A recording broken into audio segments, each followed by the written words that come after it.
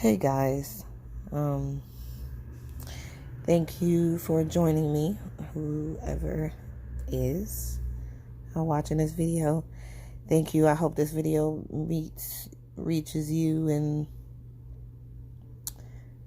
a moment of blessings and hope, and I'm just trying to think of positive words and they are not coming out right because I am not feeling that way right now. I have been going through a lot. I almost feel like there is a special place in hell, and that is where I am currently.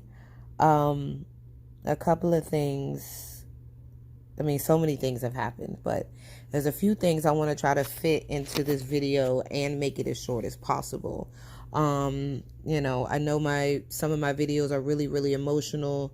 Disclaimer, I'm sorry and I love you guys, and that is absolutely honestly me until I get someone who's willing to manage my channel and tell me that is inappropriate and edit my videos. Then that's what it's going to be. It's going to be hardcore, 100% completely honest.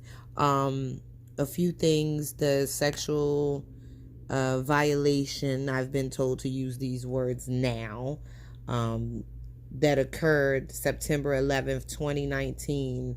My case has actually been closed. I have not received a letter in the mail. I have not received a phone call from the detective on my case. I haven't received anything. So I have been in contact with the female officer that they put on my case. Two completely different types of officers on my case.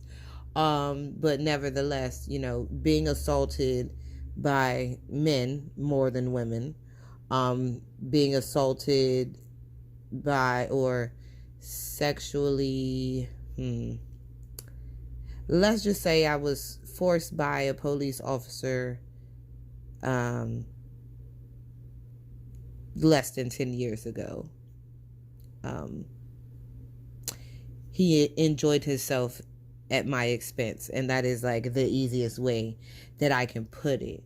And so after having that happen, where a police officer takes me from my comfort zone into a place that I've never been, and you think that this person is sane and trustworthy, and they even met me with my mom, that's freaking traumatizing. And so from day one, from the day I actually called the cops and got a police report, it has been nothing but men surrounding me. So this is literally the only female officer that I've been able to communicate with.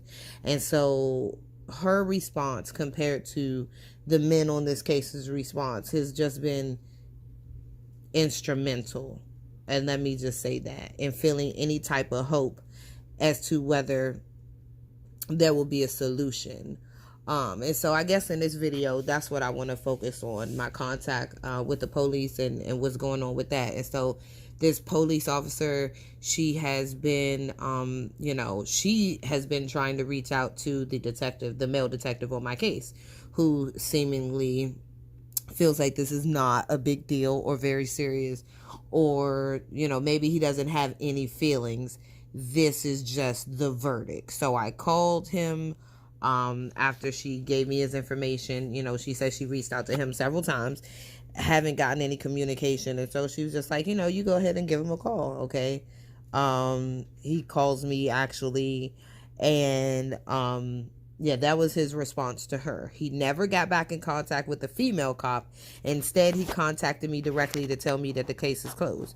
So I guess you would feel that there's no purpose of contacting or conferencing with that female cop because the case was closed, right? But again, nobody told me that the case was closed. Nobody told me what was going on. Nobody asked me, was there any additional information to submit? I am going through a traumatic experience.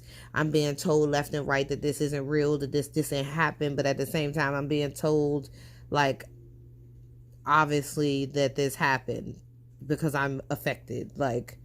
This is not a joke or a game. And so it's very upsetting. It's very upsetting, and it's very painful to not be taken seriously. And so Hopefully, fortunately for me, I may have some additional evidence. I do have a testimony to present, but hopefully I'll actually have some evidence and maybe something can be done with that. I have tried to contact the doctor's office directly and deal with the owner of the practice. Because at the end of the day, if he would just fire her, like, I would be all good. You know what I'm saying? But if she is still manipulating women, bro, like, I would just really like her to get some female clients and for them to go in there and to see. You know, I would just almost like a punk. I want to know, is she still bullying patients to do things that hurt them physically, mentally, and emotionally, even if explained? Because I feel like that's the joke. They say, did she explain what she was doing? Well, she did, but come to find out, she did other things that she didn't explain or tell me or make me aware that she was actually doing to me. And come to find out, that is what happened. And so, but I was being ignored because I didn't know, because I couldn't see. Because she's a doctor and this is her job. It did not matter that I said no. It did not matter that I was bullied or coerced, even though this is under DC law or definition, excuse me, not law, but the definition for this illegal action. The definition for this illegal action fits the script, but the investigators did not agree. And so here we are. Thank you guys so much for listening to my rants. I hope this helps someone. I really feel like the biggest lesson here is, do not listen to people when they tell you that there is nothing that you can do. When they tell you that nothing happened to you. When they tell you that everything is fine and it's no big deal. When they tell you that you're crazy. There's very well maybe something wrong with you, but the fact that you're pointing out that there's something wrong with someone else or another system should not be ignored. It should be duly investigated.